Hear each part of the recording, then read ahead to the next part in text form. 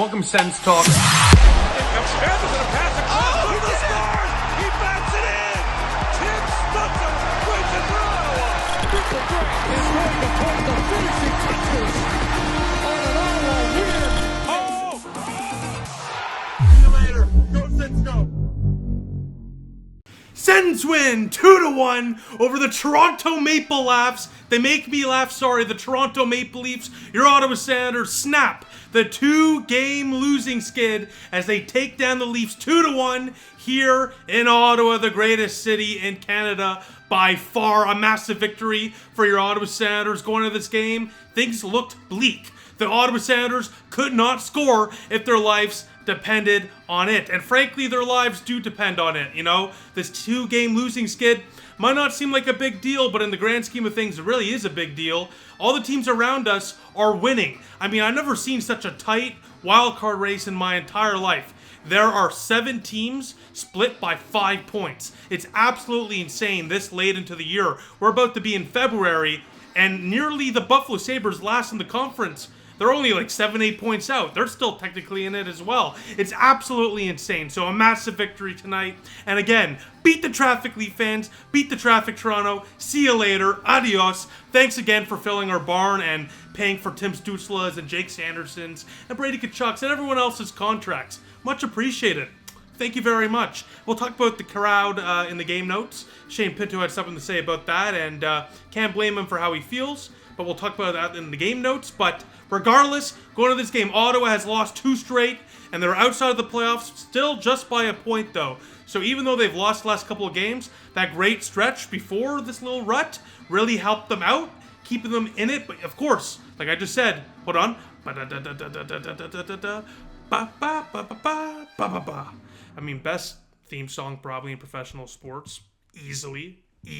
So Ian Mendez, Steve Stais, Michael Anlauer, whoever the hell's watching this, if you're a member of the Sens organization, if you're watching this for whatever reason, please, I'm not the only Sens fan that says this, bring back the Danger Flutes permanently. I don't blame you for trying to put your own stamp on things and your own little element with the Hell's Bells, but the Danger Flutes are like one of the only things this franchise like has as its own tradition. It's a young franchise, remember, so again, doesn't mean you have to turn away from your own new traditions you're trying to make, but doesn't mean you have to turn away from the old ones as well that all Sens fans, in my opinion, resonate with. Now, anyways, like I was saying, yes, we've been in a bit of a rut the last couple games here, and frankly, the last 11 games as well. Sure, we've been winning, but barely. We've been shut out in 5 out of our last 11 games.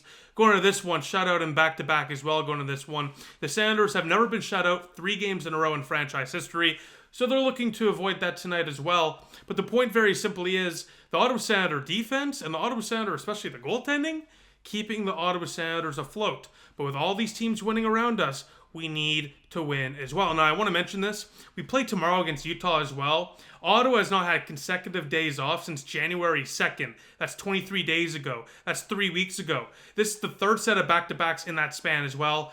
Look, teams are going to get hit with back-to-backs. Teams are going to get hit with crazy schedules. But you know what? The World Juniors was a month ago. So you can't really blame that as the reason as to why the Sens schedule is so wonky. I don't see why Ottawa has to play a back-to-back again this weekend when they have 3 or 4 days off, coming up this week.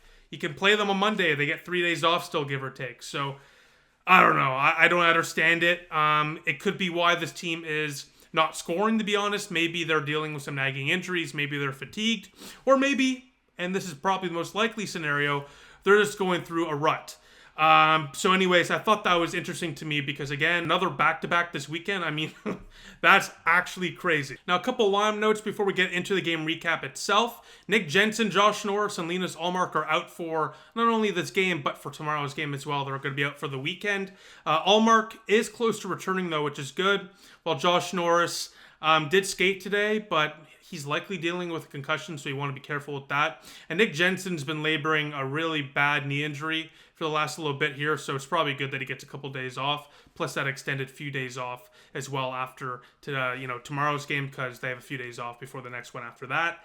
So in replacement of that, Jake Sanderson returns, which is great. Travis Hamonic also returns, which is good to see. He actually had a pretty decent game, not going to lie with you. A couple defensive mistakes, but a couple nice defensive plays as well by him, and actually, he looked a little good offensively. He had a nice drive to the net, so a fine game by Hammer. And in a corresponding move, Donovan Sabrango was sent down. Now, Sam Gagner signed a PTO, a professional tryout, with the Belleville Senators. This is a pretty interesting one. I mean, he scored 8 points in the game, right? So, this is a guy with 1,000 games of experience. He's been in the National Hockey League for quite some time. He's played at the Spengler Cup for Team Canada this year, which I love. I love the Spengler Cup. So definitely worth a shot, especially on a PTO. He wants to make it back to the NHL, and you know what? He got a point last night in Belleville's win in overtime against Hershey. You never know. Let's see how he does there in Belleville. Maybe he gets a two-way contract and plays some minutes for your Ottawa Senators. I've just thought that was pretty interesting. I'm sure you do too. Sam Gagner is such a lovable player.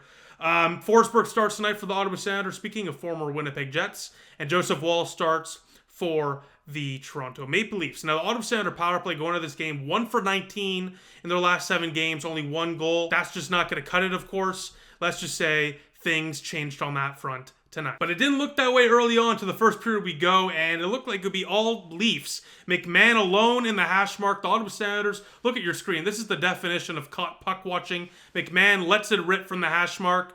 Forsberg, a little bit of an interesting decision here. Can't blame him. Because again, the puck was behind the net, and you got to kind of make a decision.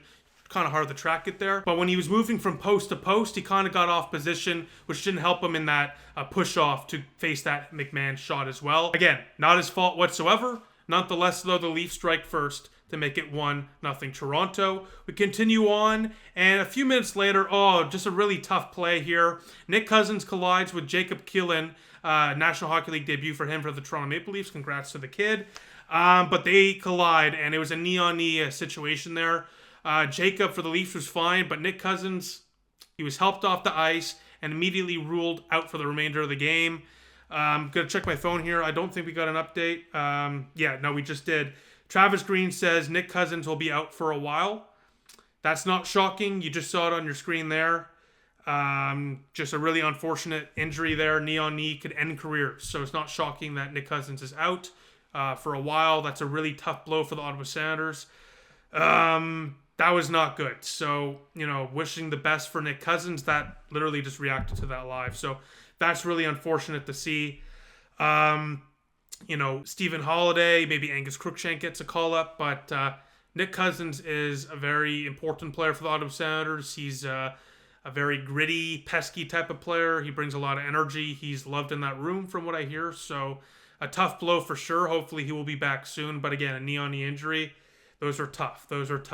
But a few minutes later, Ottawa is on the power play. And like I mentioned at the beginning of this recap, Ottawa's power play the last 7 games, only 1 goal on 19 opportunities. Well, let's make it 2 for 20. Timmy Stu, the Ottawa Senators have a goal. Yes, I'm not kidding. It's not a dream. It's not a simulation. It's reality. The Ottawa Senators have tied the game at 1 off a power play goal from Timmy Stu. My goodness, look at that celly. And it was so funny. The lady's reaction when Timmy banged into the glass. Look at your screen. So funny. I was not expecting that one. Frankly, I wasn't expecting it either. I thought we were going to get a shutout again, knowing the way the Ottawa Senators have been stifled the last couple games. A massive goal for Timmy Stu. Tim Stützle. Buzz cut Timmy, by the way. He shaved the lettuce. You see me here with my lettuce. He is complete opposite. Buzz cut, and it looks like it worked. He's in his Daniel Alfredson buzz cut era, I guess you can call it. Buzz cut, Tim Stützle ties it at 1. The Ottawa Senators have their first goal in 147 minutes and 53 seconds. Unbelievable. A beautiful shot here from Timmy Stu.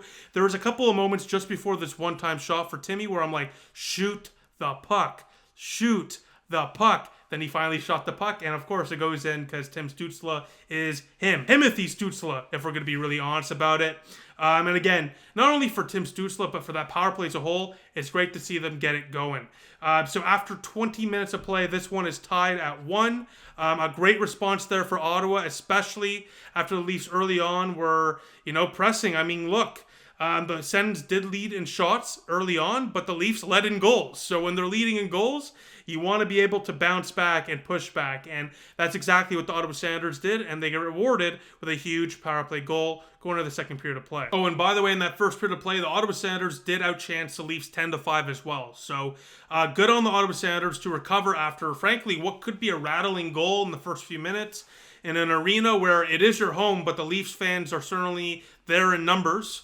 Good response by Ottawa to continue to play their game, dig deep, and get rewarded with a huge goal there. So we go to the second period of play, and not much, frankly, happened in that second period. I literally have no notes other than the fact that the Leafs led by 1 in shots, 18-17 in total. After 40 minutes of play, nothing happened. I mean, it was a pretty locked down defensive period, which you like to see. You like to see for Ottawa, especially against a team like the Leafs with, really, really skilled offensive guys.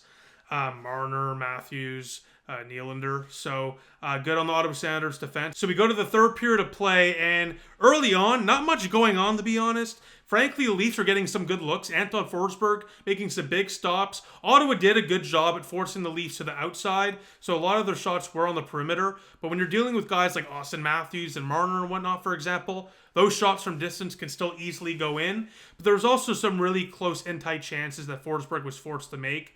I mean, we'll talk about it here in the last few minutes of this period.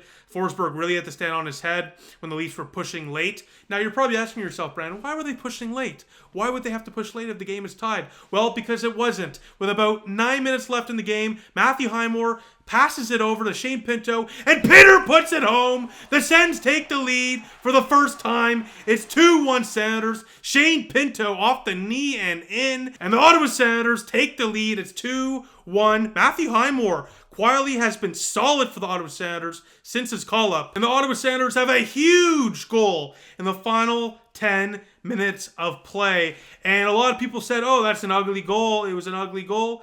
I mean, it wasn't the sexiest goal you'll ever see, but that was exactly the type of goal the Ottawa Senators deserve after, frankly, getting no bounces in this last little stretch here, beyond just the last couple of games where they were shut out. I mean, Ottawa, other than that 6-5 crazy win against the Boston Bruins, Ottawa really has been getting stifled offensively, some, due to their own faults, but also some chances are just getting robbed or off the post.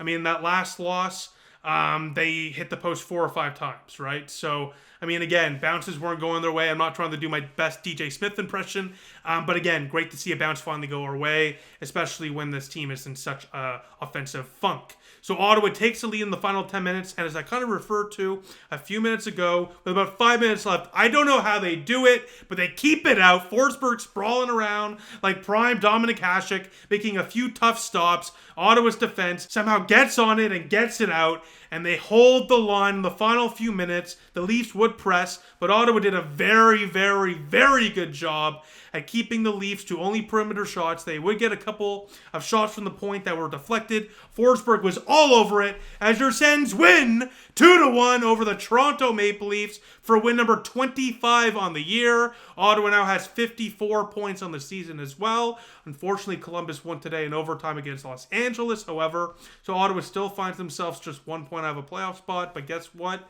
We keep pace with the teams we're chasing and the teams we're competing with. So, no issues whatsoever. At the end of the day, all you can control is how many games you win, not how many games the other teams win. So a massive win, especially to kind of get the vibes back, You're playing a back-to-back. You didn't want to play tomorrow in a back-to-back situation. Early start tomorrow again as well, 5 o'clock against Utah. You didn't want to have to play in that game after 3 straight losses, especially in a low-scoring type of way. Again, if we lost this game, probably would have only scored 1, for example, out of the last 3 games. So again, great for the momentum, great to change the vibes, and hopefully to get the boys going offensively as well against a pretty decent Utah team who's also competing for a playoff spot. So massive win for so many reasons. And by the way, Shane Pinto, he's been so good as of late. He's been one of the only consistent players in the last little bit here. He's been scoring at nearly a point per game pace in the last 10 games or so. So to see him get a huge goal there, again, we don't ask how, we ask how many, was great to see. But as I kind of alluded to in the beginning of this video, he spoke about, the Ottawa Senator crowd before this game and how the Leaf fans often take over. It's very common and very well known here in Ottawa. I mean, blame MLSC, to be honest with you, if anything, because they charge their fans to see half the ice, basically like $300. It's impossible to watch games in Toronto. And while I never feel bad for Leaf fans, look at your screen right now, they were unhinged tonight as usual. Doesn't mean I can't feel bad for the fact that they can't watch their favorite team play. It's ridiculous. It really is ridiculous how expensive tickets are there, but that is supply and demand. That's how it works. If people are willing to spend the money on those tickets, that's just the way it's going to be. So unfortunately, when that's the situation, they look for cheaper alternatives. Again, that's the market, right? And they come here. So this is well known that season ticket holders literally sell their tickets to Leaf fans by a whopping amount and basically accrue at least 1/3 or half of the money they spent on their ticket package. Now, I'm not going to comment on that. I don't like it personally. If you're a Sens fan, you should go, especially to these type of rivalry games. But at the end of the day, they are your tickets. You do what you want with them. But Shane Pinto, he said he was pissed off a bit because of the amount of Leaf fans that are consistently there at these home games for Ottawa against the Leafs. And that hurt a bit, but I also can't blame him.